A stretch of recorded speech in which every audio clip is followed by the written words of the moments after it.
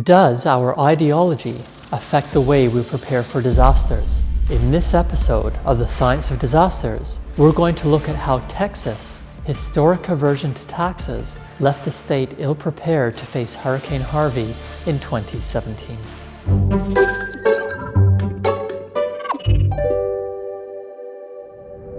Ideology refers to ideas and doctrines ingrained within society and driving prevalent values. Ideologies create vulnerabilities, such as determining where and how to build and manage settlements, tax rates to charge and to whom, subsidy rates to offer and to whom, how to deal with inequities, and whether or not sectors of the population, such as homeless people, prisoners, and people without formal documents, are included in disaster prevention and response plans. Hurricane Harvey in 2017 deposited the most rain from a single storm yet recorded in the continental US. Harvey killed, devastated Houston and surrounding areas, and turned the lives of millions upside down through property damage, interrupted livelihoods, and disruptions to children's schooling.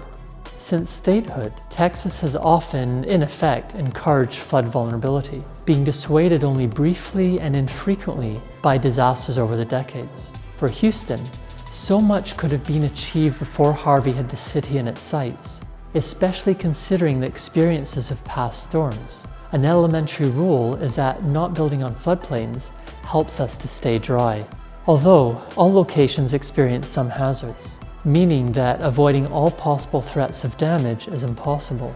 Instead, a balance of potential hazards can be sought, while designing and building for this balance and combination of hazards, which means tackling vulnerabilities. Techniques include land use planning and zoning regulations, but these have long been slack in Houston. We can develop on and live in flood-prone locations without creating flood disasters. Car parks, streets, and pavements can be permeable, allowing rainwater to soak through them rather than running off immediately to pond in the low points. The city could have supported cheap, reliable, frequent, and safe public transport to reduce the need for multi-lane roads and huge car parks which blanket green spaces. Buildings and roads can be orientated to funnel rainwater into low-lying areas designated to catch and store it.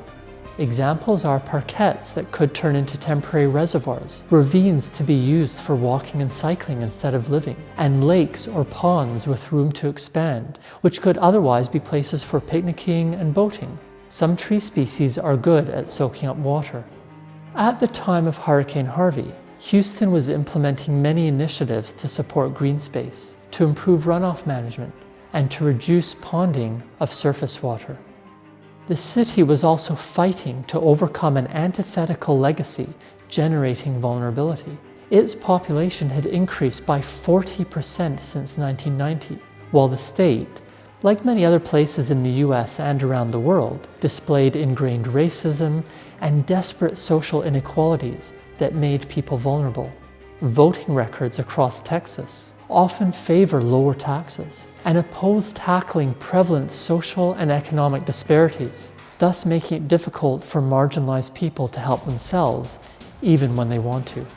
It was these choices to create and maintain vulnerabilities which caused the hurricane to become a disaster.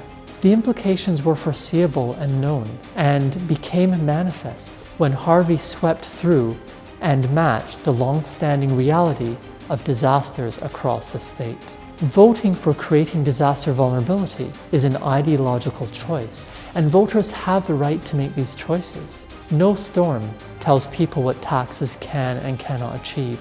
No wind speed confers racism. No flood depth selects an oil-based boom and bust economy. No storm surge dictates where to settle and how to build. Changing storm regimes due to climate change and natural variations do not force people to vote in a certain way. All these creators and reducers of vulnerability occur through human choices. They represent vulnerability by ideology. Why are poorer people often the worst affected by disasters? In our next episode, we'll be looking at the influence which economic circumstances have on preventing disasters. Subscribe to keep up with this series. See you next time.